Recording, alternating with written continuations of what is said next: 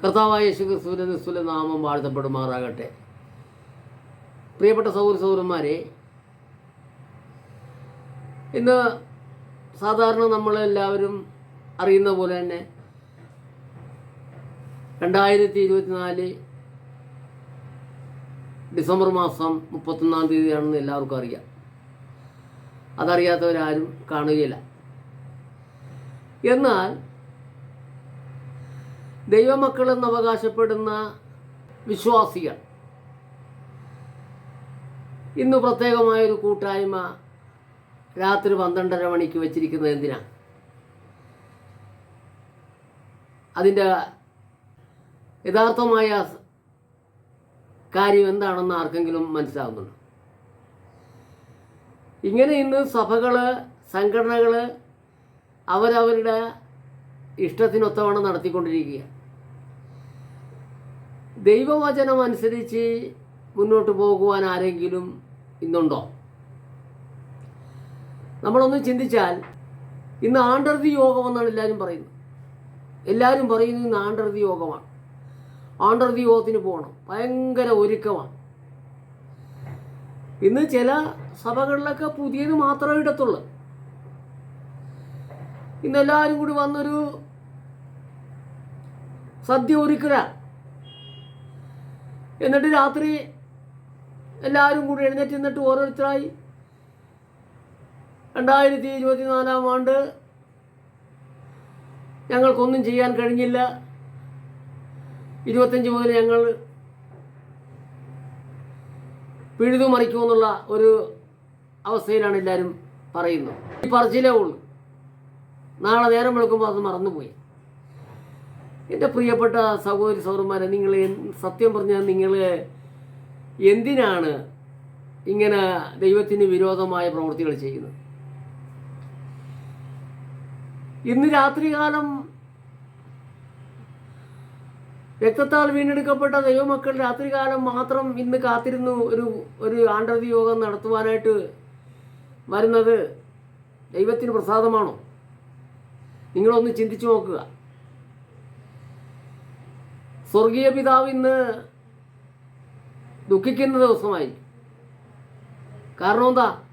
വീണ്ടെടുക്കപ്പെട്ട ദൈവമക്കളുടെ വചനത്തിന് വിരുദ്ധമായ പ്രവൃത്തികൾ കണ്ടു. നിങ്ങൾ വേദപുസ്തകം വായിച്ചു നോക്കാഞ്ഞിട്ടാണ് ഇതെല്ലാം നടക്കുന്നത്. അപ്പോസ്തലന്മാർക്ക് ലഭിച്ചിരിക്കുന്നതായ ഉപദേശം, ആ ഉപദേശം സഭകൾക്ക് ലേഖനങ്ങളായി നൽകിയിരിക്കുന്ന ആ ഉപദേശം എന്താണെന്ന് വായിക്കുകയോ ഗ്രഹിക്കുകയോ അത് സഭകളിൽ പഠിപ്പിക്കുകയോ ചെയ്യാത്തത് കൊണ്ട് ഇതിൻ്റെ ശരിയായ യഥാർത്ഥമായ സത്യങ്ങൾ മനസ്സിലാവുന്നില്ല. അങ്ങനെ അവർക്ക് ഓരോരുത്തർക്കും തോന്നിയതുപോലെ ചെയ്യുകയാണ്. കാരണം ഇവിടെ വ്യക്തമായിട്ട് പൗലോസ് അപ്പോസ്തലൻ സഭയ്ക്ക് എഴുതിയ ലേഖനത്തിൽ, ഗലാത്യ ലേഖനം 4-ാം അധ്യായം അതിൻ്റെ 10-ാം വാക്യം ഞാൻ വായിക്കുകയാണ്. നിങ്ങൾ ദിവസങ്ങളും മാസങ്ങളും കാലങ്ങളും ആണ്ടുകളും പ്രമാണിക്കുന്നു. ഞാൻ നിങ്ങൾക്ക് വേണ്ടി അധ്വാനിച്ചത് വെറുതെയായി എന്ന് ഞാൻ ഭയപ്പെടുന്നു. ഇങ്ങനെ നമ്മൾ ആണ്ടർതി യോഗം നടത്താനാണെങ്കിൽ എന്തുകൊണ്ടാണ് മറ്റു ജാതികൾ അവരുടെ പിതാക്കന്മാർ മരിച്ചിട്ട് ആണ്ട് നടത്തുന്നതിന് നമ്മൾ പുച്ഛിക്കുന്നതിനാണ്? അപ്പോൾ നമ്മൾക്കിങ്ങനെ ആണ്ടർതി യോഗം നടത്താം, ജാതികൾക്ക് അവർക്ക് ആണ്ടുകൾ നടത്താൻ പാടില്ല. എന്തു ന്യായം ഇത്? ഇതെന്തുകൊണ്ടാണ് സംഭവിച്ചിരിക്കുന്നത്? തലയായവനിൽ നിന്നല്ലോ ശരീരം മുഴുവനും സന്ധികളാലും ഞരമ്പുകളാലും ചൈതന്യം ലഭിച്ചും ഏകീഭവിച്ചും ദൈവികമായ വളർച്ച പ്രാപിക്കുന്നു. അപ്പം തലയായവൻ നിന്നുള്ള ആലോചനകളാണ് നമ്മൾ ഏറ്റെടുക്കാനുള്ളത്. കർത്താവായ യേശുക്രിസ്തു സഭയ്ക്ക് കൊടുത്തിരിക്കുന്ന ഉപദേശമുണ്ട്. അവിടെ വേറെ ഒന്നും പറയാൻ പാടില്ല. ഞാൻ നിങ്ങളോട് കൽപ്പിച്ചതൊക്കെയും പ്രമാണിക്കുവാൻ തക്കവണ്ണം ഉപദേശിച്ചുകൊണ്ട് സകല ജാതികളും ശിക്ഷായിക്കും. ഞാനോ ലോകാവസാനത്തുള്ള എല്ലാ നാളും നിങ്ങളോടുണ്ട്.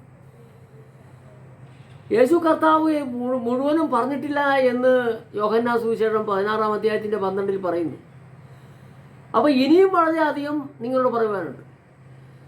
സത്യത്തിൻ്റെ ആത്മാവ് വരുമ്പോൾ നിങ്ങൾ സകല സത്യത്തിനും വഴി നടത്തും. അവൻ വരുമ്പോൾ ഞാൻ പറഞ്ഞത് നിങ്ങൾ ഓർപ്പിക്കും ഞാൻ പറയാറുള്ളൂ, എന്നിൽ നിന്നെടുത്ത് നിങ്ങളെ അറിയിക്കുന്നതുകൊണ്ട് എന്നെ മഹത്വപ്പെടുത്തും. അപ്പോൾ അങ്ങനെ പരിശുദ്ധാത്മാവെന്ന് അപ്പോസ്തലന്മാരെ പഠിപ്പിച്ച കാര്യമാണ് അവർ ലേഖനങ്ങൾ എഴുതിയിരിക്കുന്നത്. അതും സഭയുടെ ഉപദേശമാണ്.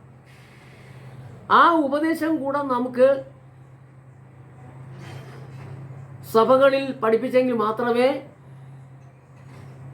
ദൈവത്തിന് കൊള്ളാവുന്നവരായി തീരുവാൻ സാധിക്കത്തുള്ളൂ.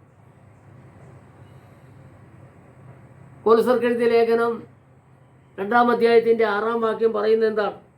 ആകയാൽ നിങ്ങൾ കർത്താവായ ക്രിസ്തുയേശുവിനെ കൈക്കൊണ്ടതുപോലെ അവൻ്റെ കൂട്ടായ്മയിൽ നടപ്പി, അവനിൽ വേരൂന്നിയും ആത്മീയ വർധന പ്രാപിച്ചും നിങ്ങൾക്ക് ഉപദേശിച്ച് തന്നതിനൊത്തവണ്ണം വിശ്വാസം ഉറച്ചും സ്തോത്രത്തിൽ കവിഞ്ഞു. അപ്പോൾ ഇവിടെ വ്യക്തമായി പറയുന്നു, ആകയാൽ നിങ്ങൾ കർത്താവായ ക്രിസ്തുയേശുവിനെ കൈക്കൊണ്ടതുപോലെ അവൻ്റെ കൂട്ടായ്മയിൽ നടത്തി. അപ്പോൾ അവൻ്റെ കൂട്ടായ്മയിൽ നടന്നെങ്കിൽ മാത്രമേ അവനിൽ വേരൂന്നത്തുള്ളൂ. അവനിൽ വേരൂന്നിയും അപ്പോൾ ആത്മീയവർത്തന നമുക്കുണ്ടാവും. ആത്മീയവർത്തന പ്രാപിച്ചും നിങ്ങൾക്ക് ഉപദേശിച്ച് തന്നതിനൊത്തവണ്ണം ജീവിക്കുമ്പോഴാണ് വിശ്വാസത്താൽ ഉറക്കണം. അപ്പോൾ നമുക്ക് വരുന്ന പ്രതികൂലത്തെ സ്തോത്രം പറയാൻ പറ്റും. ഇതൊന്നുമില്ലാതെ കണ്ട് തോന്നിയതുപോലെ പോവുകയാണ്. കഴിഞ്ഞ ജനുവരി മാസം 1-ാം തീയതി എല്ലാവരും വന്ന് കൂടിയിട്ട് അന്ന് ദൈവസന്നിധിയിൽ ഏറ്റു പറഞ്ഞിട്ട് പിന്നെ ഇന്ന് കാണുകയാണ്. ഇന്നും ഏറ്റു പറയാൻ വേണ്ടി വന്നിരിക്കുക. ഇന്നും ഏതാണ്ടൊക്കെ പറയും, ഞങ്ങൾ അങ്ങനെ ചെയ്യും, അത് ചെയ്യും, ഇത് ചെയ്യും എന്നൊക്കെ പറയും. പക്ഷെ ഒന്നുമില്ല. പ്രിയപ്പെട്ടവരെ, ഇങ്ങനെ ദൈവത്തെ നിങ്ങൾക്ക് എത്ര നാൾ വഞ്ചിച്ച് നടക്കും? അതുകൊണ്ട് നിങ്ങൾ ലേഖനങ്ങൾ വായിച്ച് പഠിക്കണം. ലേഖനങ്ങളാണ് സഭകളിൽ ഉപദേശിക്കേണ്ടത്. അങ്ങനെ ലേഖനങ്ങളെ സഭകളിൽ ഉപദേശിച്ചാൽ ഇന്ന് ഈ ആണ്ടർതി യോഗത്തിന് ആരും വരികയില്ല. ആണ്ടർതി യോഗം നടത്തണമെന്ന് ആരും പറയത്തില്ല. കാരണം എന്താ? നിങ്ങൾ ദിവസങ്ങളും മാസങ്ങളും ആണ്ടുകളും പ്രമാണിക്കുന്നു. ഞാൻ നിങ്ങൾക്ക് വേണ്ടി അധ്വാനിച്ചത് വെറുതെ എന്നാണ് അവിടെ പറയുന്നത്.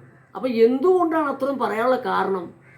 ഇത് ആവശ്യമില്ലാത്തതാണ്. മാസയോഗം നടത്തുന്നതും ആണ്ടർതി യോഗം നടത്തുന്നതും അത് നമ്മൾക്കുള്ളതല്ല, വിശ്വാസികൾക്കുള്ളതല്ല, ദൈവമക്കൾക്കുള്ളതല്ല, ക്രിസ്തുവിൻ്റെ ഉപദേശപ്രകാരമുള്ളതല്ല. അത് ക്രിസ്തുവിൻ്റെ ഉപദേശത്തിന് വെളിയിലുള്ളവരാണ് ചെയ്യേണ്ടത്. അതിനെന്തിനാണ് നിങ്ങൾ വിശ്വാസികളാണ് നിങ്ങൾ ചെയ്യണത്? എന്തിനാണ്? ഇങ്ങനെയാണ് നിങ്ങൾ സ്തോത്രം വചനം കേട്ട് തങ്ങളെ തന്നെ ചതിക്കുന്നവരാകരുതെന്ന് പറയുന്നത്. ചതിക്കുകയാണ്. വചനം കേട്ടിട്ട് തങ്ങളെ തന്നെ ചതിക്കുന്നു. ഈ ഗലാത്യ ലേഖനം വായിച്ച് കേട്ട് കാണും എപ്പോഴെങ്കിലും. അപ്പോൾ അത് വായിച്ചിട്ട് നമ്മളെ തന്നെ ചതിക്കുകയാണ്. നിങ്ങൾ ദിവസങ്ങളും മാസങ്ങളും ആണ്ടുകളും പ്രമാണിക്കുന്നു. ഞാൻ നിങ്ങൾക്ക് വേണ്ടി അധ്വാനിച്ചത് വെറുതെ, കർത്താവ് ക്രൂശിക്കപ്പെട്ടത് വെറുതെ, പൗലോസ് അപ്പോസ്തലൻ കഷ്ടമനുഭവിച്ചത് വെറുതെ. എൻ്റെ പ്രിയപ്പെട്ടവരെ, ഇനിയെങ്കിലും നിങ്ങളൊന്ന് മനം തിരിഞ്ഞ് വന്നിട്ട് ആ പഴയ നിയമ കാര്യങ്ങളും സങ്കീർത്തനങ്ങളൊക്കെ വിട്ട് ഒന്ന് പുതിയ നിയമത്തിലേക്ക് വാ. പുതിയ നിയമ ലേഖനങ്ങളൊന്ന് വായിച്ചു പഠിക്ക്. അങ്ങനെയാണെങ്കിൽ ഈ മാസയോഗവും ആണ്ടർതി യോഗവും മാറിപ്പോകും. ഒരുപാട് കാര്യങ്ങൾ മാറിപ്പോകും. ഇന്ന് ചെയ്യുന്നതൊന്നും ക്രിസ്തുവിൻ്റെ ഉപദേശത്തിന് ഒത്തവണ്ണമല്ല. ക്രിസ്തുവിൻ്റെ ഉപദേശത്തിന് വേർപെട്ടു പോയവരാണ്, കൃപയിൽ നിന്ന് വീണുപോയവരാണ്. അതുകൊണ്ട് പ്രിയപ്പെട്ടവരെ, കർത്താവിൻ്റെ നാളടുത്തിരിക്കുന്നു. അതുകൊണ്ട് ഒരു മടങ്ങിവരവ് ആവശ്യമാണ്. നിങ്ങൾ ഇങ്ങനെ മാനസാന്തരമില്ലാത്തൊരു പോക്ക് നിങ്ങൾ മുന്നോട്ട് പോയാൽ എവിടെ ചെന്ന് അവസാനിക്കും? അതുകൊണ്ട് തിരിച്ചൊരു വരവുണ്ട്. ആ വരവിന് വേണ്ടിയാണ് ഞാൻ ഈ സംസാരിക്കുന്നത്. അതുകൊണ്ട് ഇനിയെങ്കിലും നിങ്ങളുടെ ഈ പാരമ്പര്യം വിട്ടിട്ട് കർത്താവായ യേശു ക്രിസ്തുവിൻ്റെ ഉപദേശത്തിലേക്ക് മടങ്ങി വരണമെന്ന് പറഞ്ഞുകൊണ്ട് ഞാൻ ഇന്ന് ഈ ഡിസംബർ മാസം 31-ാം തീയതി രാത്രി നിങ്ങളോട് എനിക്ക് പറയാനായിട്ടുള്ള സ്വർഗീയമായ ദൈവികമായ ആലോചനകൾ എനിക്ക് നൽകി തന്നതുകൊണ്ട് ഞാൻ നിങ്ങളോട് പറയുകയാണ്. അതുകൊണ്ട് ഇത് വെറും ഒരു വാക്കല്ല, യഥാർത്ഥമായി ദൈവത്തിൻ്റെ വാക്കാണ്, ദൈവത്തിൻ്റെ വചനമാണ്, ദൈവത്തിൻ്റെ ഇഷ്ടമാണ്. അതുകൊണ്ട് ഇനിയെങ്കിലും ഒരു മടങ്ങിവരവ് ഉണ്ടാകണം. ഈ പാരമ്പര്യം നിർത്തി ശരിക്കും ക്രിസ്തുവിൻ്റെ ഉപദേശത്തിലേക്ക് മടങ്ങി വരണമെന്ന് പറഞ്ഞുകൊണ്ട് ഞാൻ എൻ്റെ വാക്കുകൾ ചുരുക്കുന്നു. എല്ലാവർക്കും ദൈവനാമത്തിൽ നന്ദി പറഞ്ഞുകൊണ്ട് നിർത്തുന്നു.